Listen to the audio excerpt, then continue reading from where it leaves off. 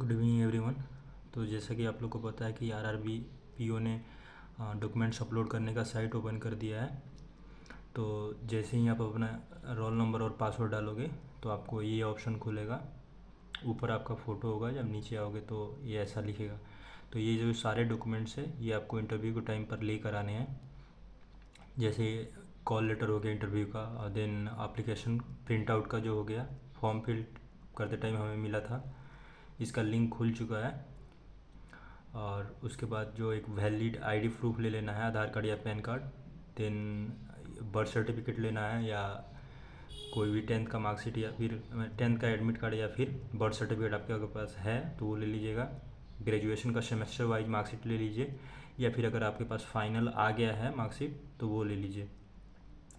Graduation का provisional certificate जो कि फाइनल है वो वाला अगर है तो ले लीजिए, नहीं तो कोई बात नहीं है। फिर कैटेगरी का अगर आपके पास कास्ट सर्टिफिकेट है तो ले लीजिए कोई भी, अगर आप जनरल से हैं तो कोई बात नहीं। देन पीडब्ल्यूडी के लिए सर्टिफिकेट चाहिए। देन क्या कहते हैं, एनओसी अगर आप पहले से काम कर रहे हैं तो नो ऑब्जेक्शन सर्टिफिकेट ले लीजिए वहाँ से। और कोई अदर डिग्री आपके पास है तो वो ले सकते हैं, नहीं है तो कोई बात नहीं। देन आते हैं हम डॉक्यूमेंट्स अपलोड पे। तो जो हमें सबसे पहले अपलोड करना है वो आता है प्रूफ ऑफ बर्थ सर्टिफिकेट। तो आपके पास बर्थ सर्टिफिकेट कोई भी है तो वो डाल दीजिए। और ये जो सारे डॉक्यूमेंट्स है 1 MB से कम में होना चाहिए और PDF फॉर्मेट में होना चाहिए। देन आप कोई भी एक बर्थ सर्टिफिकेट डाल सकते हैं, बर्थ सर्टिफिकेट या फिर 10th का admit card. Then marksheet for each semester wise डाल दीजिए, या फिर अगर फाइनल डिग्री है आपके पास तो वो डाल दीजिए। थर्ड वाला पॉइंट जो है वो EWS के लिए है, जिनको EWS है वो डाल सकते हैं। चौथा वाला पॉइंट है जो फ़ोटो ID प्रूफ चाहिए, पैन कार्ड या फिर पासपोर्ट या फिर आधार कार्ड या फिर ड्राइविंग लाइसेंस, जो भी आपके पास है वो एक लेके जा सकते हैं कोई भी। देन जो पहले से काम कर रहे हैं PO के तौर पे, उनको वहाँ से सर्टिफिकेट लेना होगा। अगर अप्लीकेबल है तो यहाँ पे अप्लीकेबल का ऑप्शन है, नॉट अप्लीकेबल है तो नॉट अप्लीकेबल क्लिक कर दीजिएगा।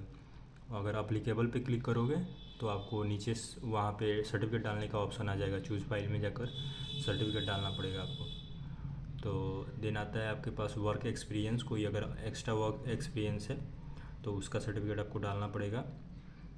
देन इसका ओरिजिनल नो ऑब्जेक्शन सर्टिफिकेट चाहिए, ओरिजिनल प्रिंट आउट नहीं डालना है, जो ओरिजिनल है उसका PDF बना के डाल दीजिए।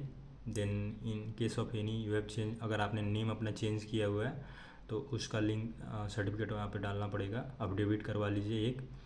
एंड ऑल कोई भी अगर एक्स्ट्रा आपके पास सर्टिफिकेट है तो वो आप डाल सकते हैं।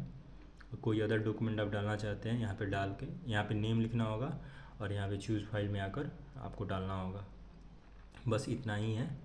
और फिर आके यहाँ पे एक सिक्योरिटी कोड है, इसको डालिए और फिर सबमिट कर दीजिए।